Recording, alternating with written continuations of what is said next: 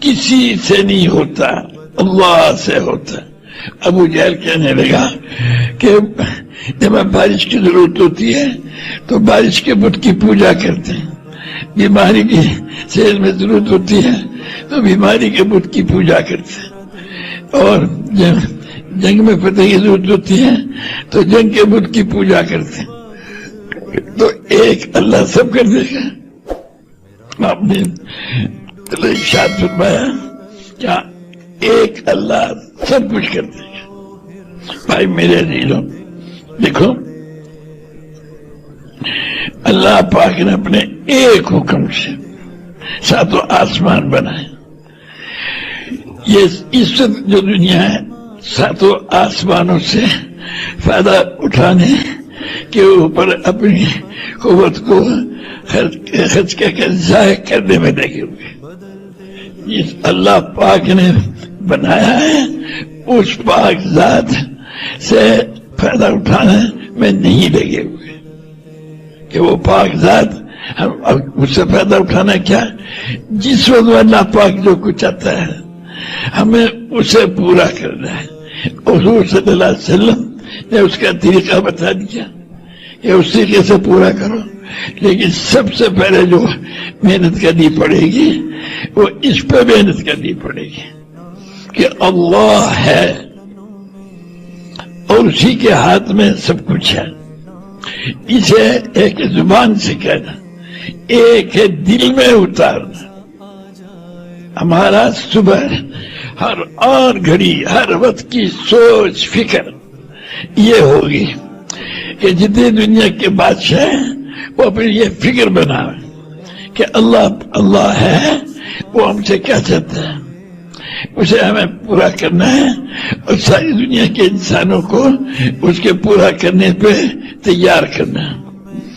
یہ ہے ہمارا کام۔ فقیر کا بھی یہی کام ہے، بادشاہ کا بھی یہی کام ہے، سمجھے؟ ان علماء کا بھی یہی کام ہے، ان پیروں کا بھی یہی کام ہے، سمجھے؟ جو اصل کام ہے بھائی میرے دوستوں، جب اس کو کریں گے ہم حق تعالیٰ شان اس کے، جیسے ہمارا زبیر کہہ رہے تھے نا کہ محنت بناؤ گے تو اللہ کے ساتھ تمہارا تعلق قائم ہو جائے گا، پھر اللہ تعالیٰ تمہیں صفات عطا فرمائے گا، سمجھے؟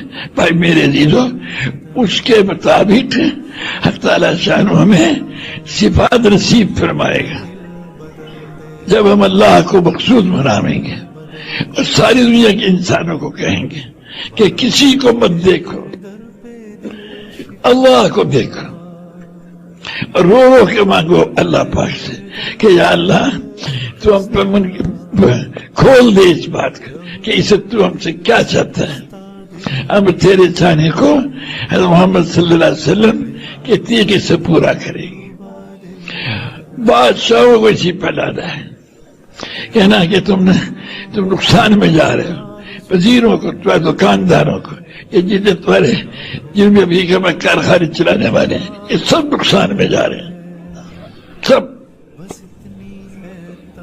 جتنے بھی یہی ہیں، یہ دکانوں پہ جو محنت کرنے والے ہیں سب نقصان میں جا رہے ہیں۔ کیوں؟ ان کی بنیاد یہ ہے کہ دکان چلے گی جب کام بنے گا،